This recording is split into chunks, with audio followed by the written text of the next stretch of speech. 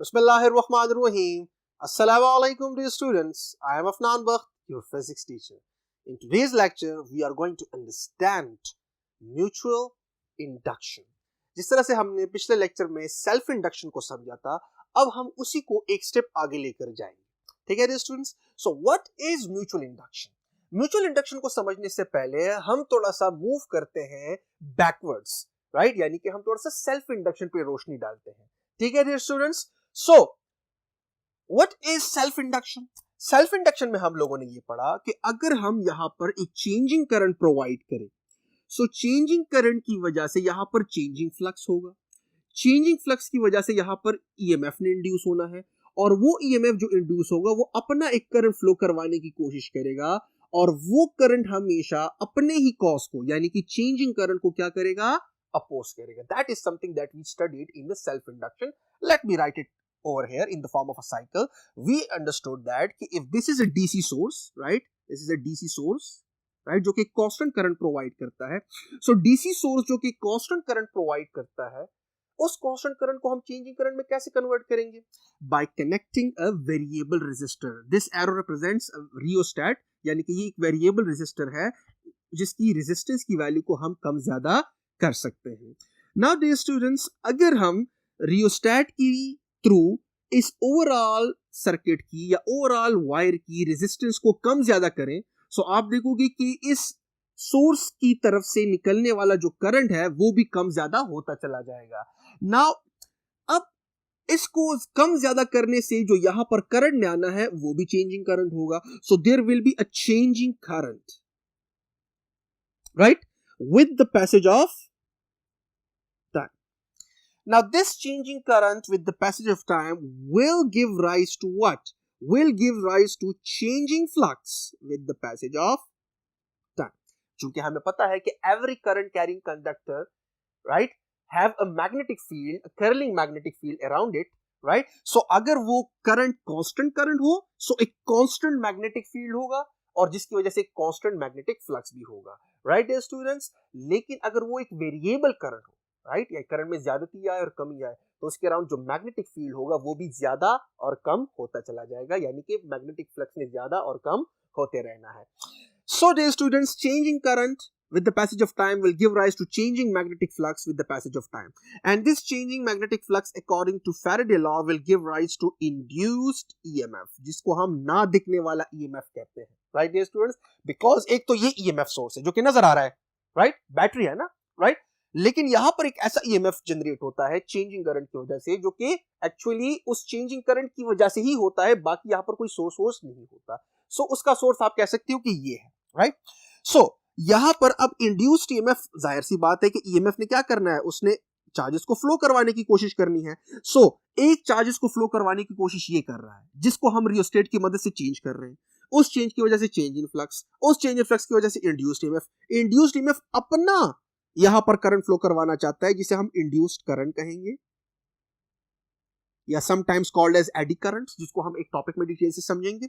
और induced current जो है वो क्या करेगा, वो हमेशा एक ऐसी डायरेक्शन में फ्लो करेगा, always in such a way that it will oppose its own cause. Now this happen to be cause, right, और इफेक्ट ये आपके पास आया, right? And according to Lenz's law, the effect will oppose its own cause, as in accordance with the Lenz's law. ठीक हुआ dear students, right? और जो यहां पर induced EMF है, जिसे हम क्या कहेंगे, self induced EMF, उसकी जो मैग्नीट्यूड की वैल्यू है वो हमने डिराइव की थी, that was equal to L, which is called self inductance. That is, इसका यूनिट क्या है, henry, that is volt into second per ampere, जो बड़ी डिटेल से हमने डिस्कस किया. And this is the rate at which the current is changed, right, through this rheostat in this coil. और दरमियान में जो मैग्नेटिक फील्ड बनता है, अगर मैं इसे सोलेनॉइड कंसीडर करूं, सो अंदर जो मैग्नेटिक फील्ड लाइंस होती हैं वो एक दूसरे को सपोर्ट करती हैं, जो कि आप पहले से पढ़ चुके हो. सो यहां से field lines are going to emerge, and yahan par field lines are going to exit. So the field of the solenoid behave just like a bar magnet. So एक side आपके पास north हुआ और दूसरा side south हुआ। सो अगर यहां पर changing current होगा तो आप देखोगे कि ये फील्ड लाइन ज्यादा और कम, इसकी वजह से आपके पास इसने जन्म लेना है और आपके पास ये साइकिल फ्लो होता चला जाएगा। Now dear students, this was all about self inductance. अब इसको एक स्टेप आगे लेकर जाते हैं और वो क्या है, वो ये है कि हमें ये तो पता चल गया कि यहां पर एक ईएमएफ ने इंड्यूस होना है because of the rate of change of flux. लेकिन क्या होगा अगर मैं इसी कॉइल के साथ बहुत करीब एक दूसरा कॉइल रख दूं, राइट डियर स्टूडेंट्स, और वो कॉइल इस मैग्नेटिक फ्लक्स की चेंज की वजह से क्या हो, उसके अंदर भी इंडक्शन का फिनोमेना हो और उधर भी इंड्यूस्ड ईएमएफ हो जाए। बिकॉज ईएमएफ की इंडक्शन के लिए लाजिम चीज क्या है, दिस थिंग। अब अगर ये मैं जैसे भी कॉस करूं, जिस भी कॉइल में करूं, वहां पर ईएमएफ ने इंड्यूस होना है। सो अगर मैं साथ में एक स्मॉल सा या इसके करीब या इस कॉइल के अंदर एक दूसरा कॉइल रख दूं और वो कॉइल इस वाले कॉइल से क्या हो, इंसुलेटेड, राइट डियर स्टूडेंट्स, यानी कि टच नहीं कर रहा, फिजिकल कांटेक्ट में नहीं है, राइट। सो इंसुलेटेड होने के बावजूद भी आप देखोगे कि उस दूसरे कॉइल में भी ईएमएफ ने इंड्यूस हो जाना है। अगर तो यहां पर चेंज इन फ्लक्स वो दूसरा कॉइल भी महसूस कर रहा है तो, ठीक है डियर स्टूडेंट्स। और इसी को हम कहेंगे mutual induction. What is going to happen, in the process in which changing current in one coil induces an EMF in another nearby coil is called mutual induction। देखिए म्यूचुअल किसे कहते हैं, बाहमी, कि एक कॉइल के अंदर आप चेंज इन करंट ला रहे हो और उस चेंज इन करंट की वजह से चेंज इन फ्लक्स आ रहा है और उस चेंज इन फ्लक्स की वजह से एक ईएमएफ उसके अंदर इंड्यूस हो रहा है, that is called self induction. लेकिन अगर साथ में पड़ा हुआ कॉइल, राइट, वो भी अगर वो चेंज इन फ्लक्स महसूस करे तो उसके अंदर भी ईएमएफ ने इंड्यूस हो जाना है और उसके अंदर जो ईएमएफ इंड्यूस होगा उसे हम कहेंगे mutual induction, right dear students, ठीक है। सो अब इसको मजीद फर्दर समझने के लिए हम जाते हैं अपने अगले बोर्ड की तरफ। Now dear students, as you can see हमारे पास यहां पर दो कॉइल्स हैं। One is this one, right, जो कि आप पहले भी देख चुके हो सेल्फ इंडक्शन में। अब मैंने उसके साथ एक दूसरा कॉइल भी रख दिया है और आपको साफ नजर आ रहा है कि दोनों का आपस में किसी भी तरह का फिजिकल कांटेक्ट नहीं है, मतलब एक दूसरे से इंसुलेटेड है, ठीक है। नाउ एक कॉइल को मैं कहूंगा प्राइमरी कॉइल और दूसरे को मैं कहूंगा सेकेंडरी कॉइल। लेट अस से मैं इसको कह देता हूं प्राइमरी कॉइल बिकॉज जिसमें हम करंट को चेंज करने वाले हैं, राइट, उसको हम प्राइमरी कॉइल कहेंगे। और उस चेंजिंग करंट की वजह से जिस दूसरे कॉइल के अंदर ईएमएफ ने इंड्यूस हो जाना है उस कॉइल को हम सेकेंडरी कॉइल कहेंगे। So let me give them a name. ये हमारे पास हुआ primary coil,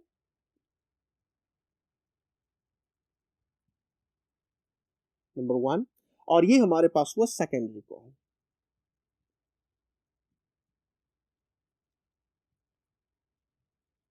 right dear students, so now अब हम इसकी मैथमेटिक्स को थोड़ा सा परफॉर्म करेंगे और फिर हम इसको समझेंगे और इसकी जो डेरिवेशन है वो बिल्कुल उसी तरह से है जिस तरह से हमने सेल्फ इंडक्शन के लिए डेरिवेशन की थी। So now what we are going to do, यहां पर हमने एक कांस्टेंट करंट प्रोवाइड करने वाला सोर्स लगाया, उसके साथ हमने लगाया एक variable resistor, right, this arrow represents rheostat, जिसके थ्रू हम रेजिस्टेंस को चेंज करेंगे और यहां पर चेंजिंग करंट आएगा। चेंजिंग करंट की वजह से यहां पर चेंज इन फ्लक्स आएगा। सो यहां पर दरमियान में जो फील्ड लाइंस होती हैं, अगर हम इंडक्टर कंसीडर करें या सोलेनोइड कंसीडर करें तो फील्ड लाइंस दरमियान में पैरेलल होती है, राइट, और यहां से उसने निकलना है like this,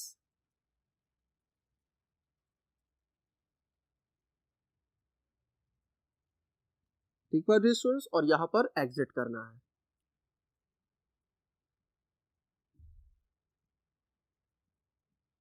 right dear students, अब अगर यहां पर चेंजिंग करंट होगा तो इस फील्ड लाइंस में भी ज्यादा कम, और जब ये चेंज इन फ्लक्स ये साथ में पड़ा हुआ कॉइल महसूस करेगा, यानी कि सेकेंडरी कॉइल, तो यहां पर एक ईएमएफ ने इंड्यूस होना है और हम एक्चुअली यहां पर जो ईएमएफ इंड्यूस हो रहा है उसमें इंटरेस्टेड है। यहां पर जो ईएमएफ इंड्यूस हो रहा है वो तो सेल्फ इंडक्शन की वजह से हो रहा है जो कि हम पढ़ चुके हैं।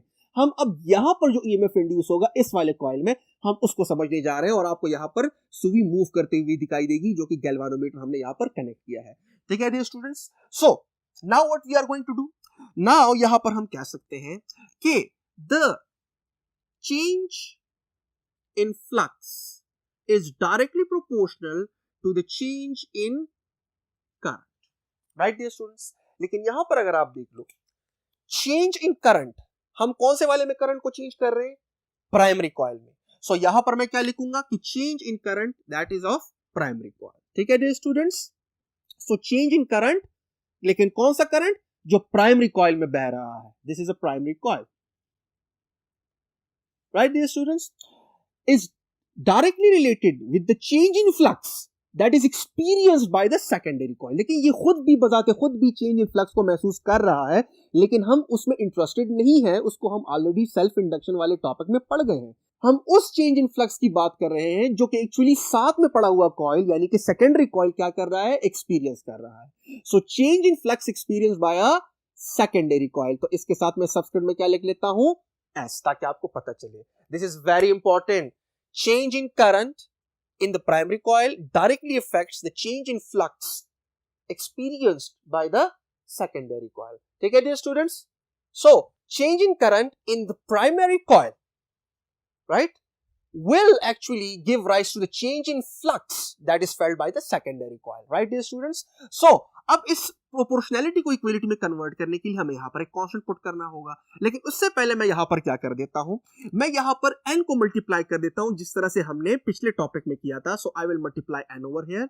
लेकिन डियर स्टूडेंट्स याद रहना चाहिए कि कौन सा n? ये चेंज इन फ्लक्स कौन महसूस कर रहा है?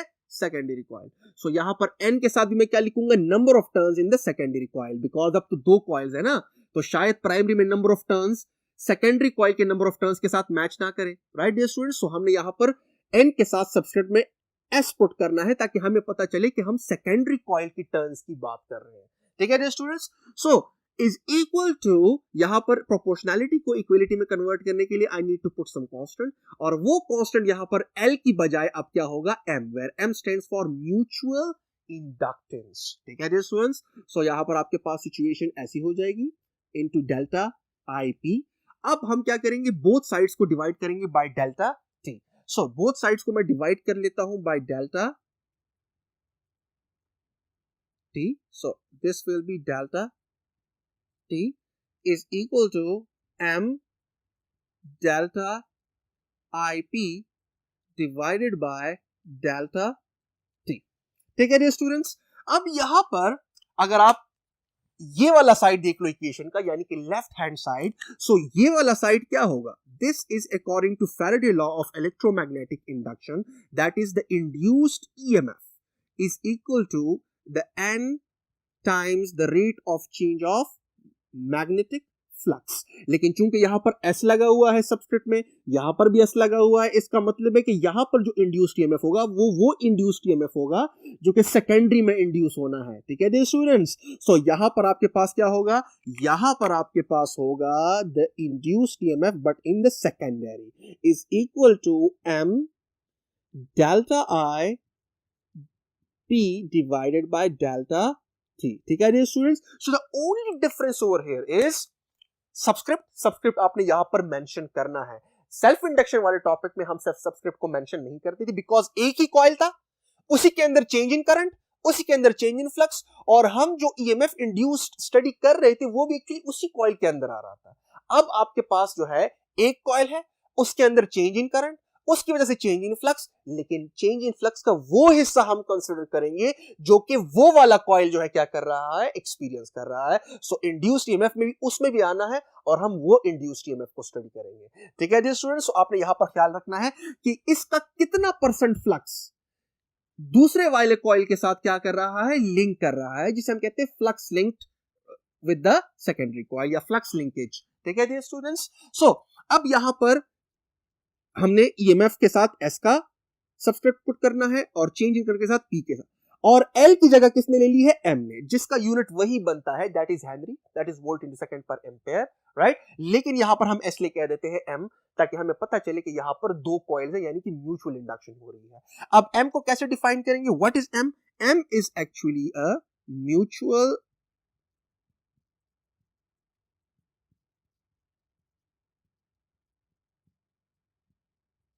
inductance, right? Let me define mutual inductance. Mutual inductance will be equal to 1 Henry, ठीक है जी? M यानी कि mutual inductance will be equal to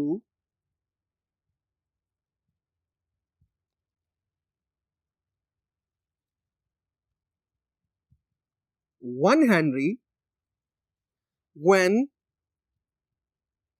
an EMF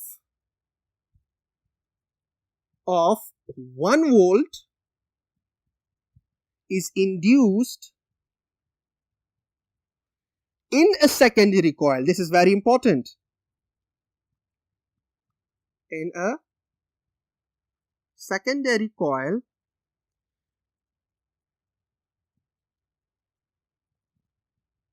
when the current is changed at the rate of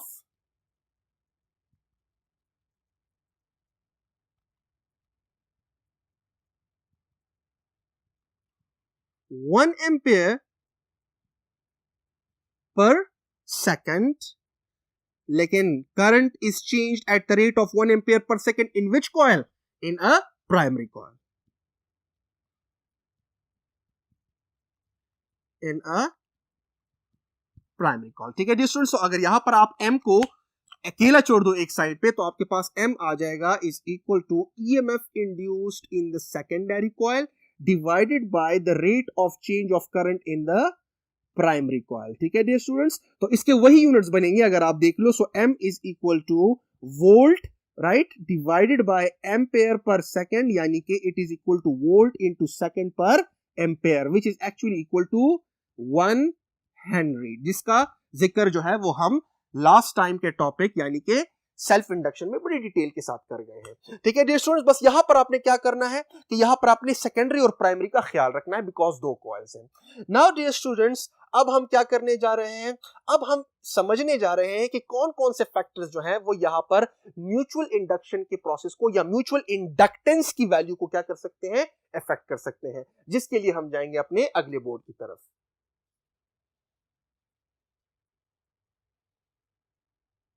Now dear students, we will understand factors affecting mutual inductance. So, अब हम ये समझेंगे कि कौन कौन से फैक्टर्स जो है जो म्यूचुअल इंडक्टेंस को अफेक्ट कर सकते हैं. सबसे पहले size and shape of the coil, जो कि हम सेल्फ इंडक्शन में भी पढ़ गए हैं, लेकिन यहां पर अब दोनों कॉइल्स की साइज और शेप जो है वो मैटर करेंगे. नंबर 2, नंबर ऑफ टर्न्स, कि दोनों में नंबर ऑफ टर्न्स कितने हैं, because greater number of turns will lead to a greater induction of the EMF. Then we have distance between two coils. अब ये भी बहुत इंपॉर्टेंट है और ये डायरेक्टली आपको बताता है किस चीज को, फ्लक्स लिंकेज को. इसे हम क्या कहते हैं, फ्लक्स